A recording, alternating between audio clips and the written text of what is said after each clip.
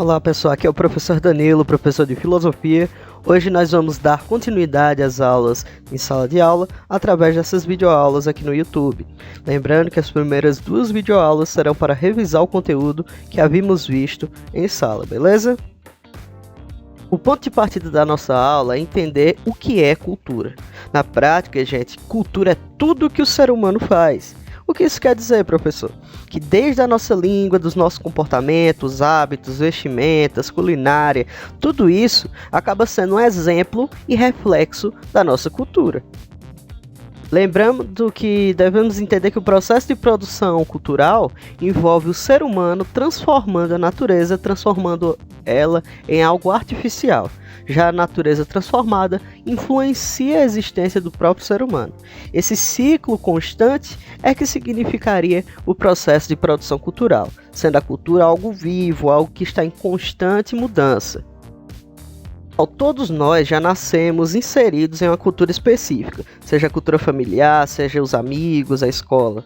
Nós tornamos-nos reflexo dessa cultura, ao mesmo passo que inserimos nossas subjetividades e mesclamos com outras culturas que temos acesso. A subjetividade seria a nossa maneira de interpretar a realidade. Já o processo de mistura cultural, nós damos o nome de miscigenação cultural.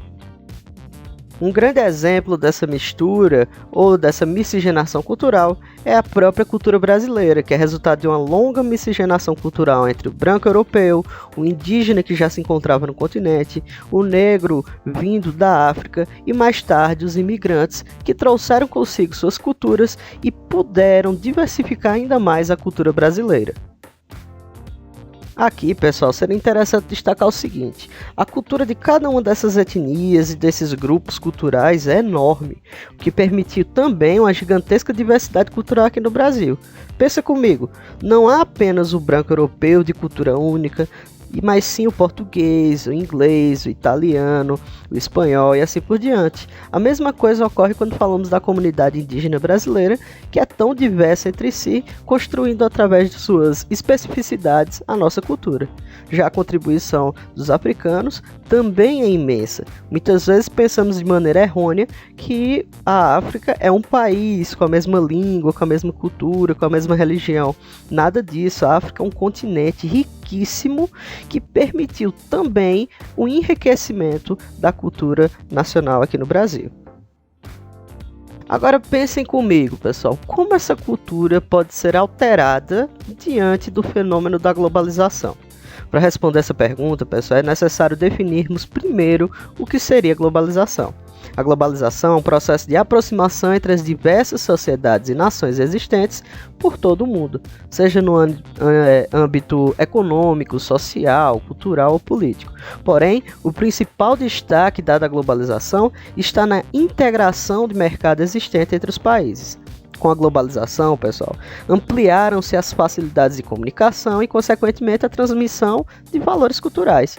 Assim, observa-se que as diferentes culturas e os diferentes costumes podem se interagir sem a necessidade de uma integração territorial. Entretanto, observa-se também que esse processo não se dissemina de forma igualitária, de modo que alguns centros economicamente dominantes transmitem um maior número em seus elementos culturais. Então, por exemplo, quanto mais rico um país dentro dessa malha de comunicação que é a globalização, consequentemente maior será a carga cultural que os outros países vão absorver. Um grande exemplo disso é os Estados Unidos. Hoje em dia é quase que obrigatório você saber falar inglês no mundo. Isso porque o inglês, principalmente o inglês lá dos Estados Unidos, acaba sendo utilizado para as principais relações econômicas e influencia também a nossa cultura. Um exemplo desse processo de amplitude cultural é a chamada indústria cultural. É um termo criado lá pelos sociólogos do início do século XX, mas que se mantém vivo até hoje.